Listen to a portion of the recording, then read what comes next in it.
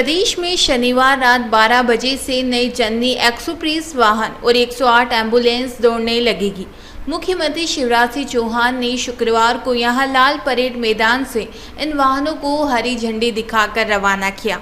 इनमें 264 एम्बुलेंस और 686 जननी एक्सप्रेस वाहन शामिल थे। इस दौरान मुख्यमंत्री ने कहा कि एम्बुलेंस शुरू तो हो गई है, लेकिन कर्मचारियों को नियमित वेतन मिलता रहे।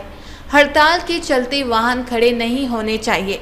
पिछली बार हड़ताल के कारण हम खूब परेशान हुए थे।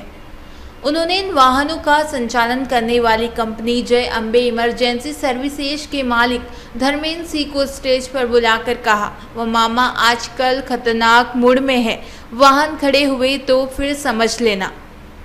इस दौरान उन्होंने एम्बुलेंस और जननी एक्सप्रेस बुलाने और वाहनों की स्थिति पता लगाने के लिए संजीवनी मोबाइल ऐप भी लॉन्च किया। इस दौरान स्वास्थ्य मंत्री डॉक्टर प्रभुराम चौधरी और चिकित्सा शिक्षा मंत्री विश्वास सारंग भी मौजूद थे। बता दें कि प्रदेश में 1 मई से इन दोनों तरह के वाहन और स्वास्थ्य परामर्श सेवा 104 का संचालन जय अम्बे कंपनी करेगी। इसके साथ ही सुविधाएं भी बढ़ाई गई है। अभी तक 606 एम्बुलेंस चल रही थी, अब 1002 हो जाएगी।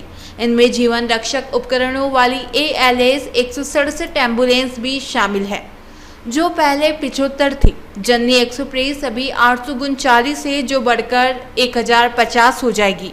इनमें 1 मई से 606 एम्बुलेंस और 686 जननी एक्सप्रेस ही चलेगी। बाकी वाहन 1 से 2 माह बाद दूसरे चरण में चलेंगे।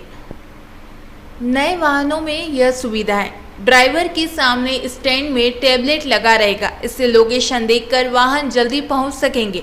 जननी एक्सप्रेस में पहले छोटे वाहन चलते थे, लेकिन अब लगभग 108 एम्बुलेंस के आकार के वाहन चलेंगे। ALS एम्बुलेंस में इस तरह के वेंटिलेटर लगाए गए हैं कि पावर बैकअप नहीं रहने पर भी चले जाएंगे। है एम्बुलेंस की क्या कहना है? सबसे प्रसन्नता का विषय है कि मध्य प्रदेश के माननीय मुख्यमंत्री शिवराज सिंह चौहान जी स्वास्थ्य को लेकर हमेशा एक अग्रणी भूमिका में रहे। स्वस्थ मध्य प्रदेश की कल्पना को साकार करने के लिए हमेशा समर्पित रहे।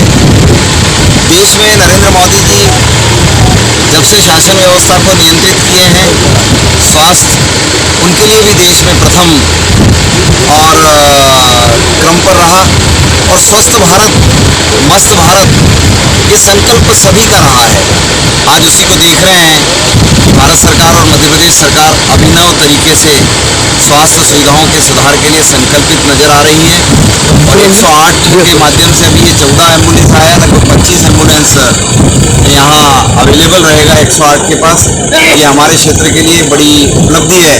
और अगर मैं नरेंद्र मोदी जी के भावों को यहाँ प्रकट करूँ तो यही कहेंगे कि स्वास्थ्य की सुविधाओं का इजाफा तो हो रहा है, पर भगवान से यही विनती है कि कोई इसका उपयोग न करे और स्वयं स्वस्थ रहे। अपने जीवन में भारत की स्वस्थता का परिणाम ये वैभवशाली गौरवशाली दौर भारत का जो है वो एक स्वस्थ भारत के रूप में भी परिलक्षित हो रहा है। मैं बधाई शुभकामनाएं दूंगा स्थानीय प्रशासन को भी। ये आशा अपेक्षा करूंगा कि जो व्यवस्थाएं और जो मानक निर्धारित किए हैं उन पर समर्पित भाव से ये एम्बुलेंस चलती रहे और लोगों को तात्कालिक आवश्यकताओं को तत्काल समाधान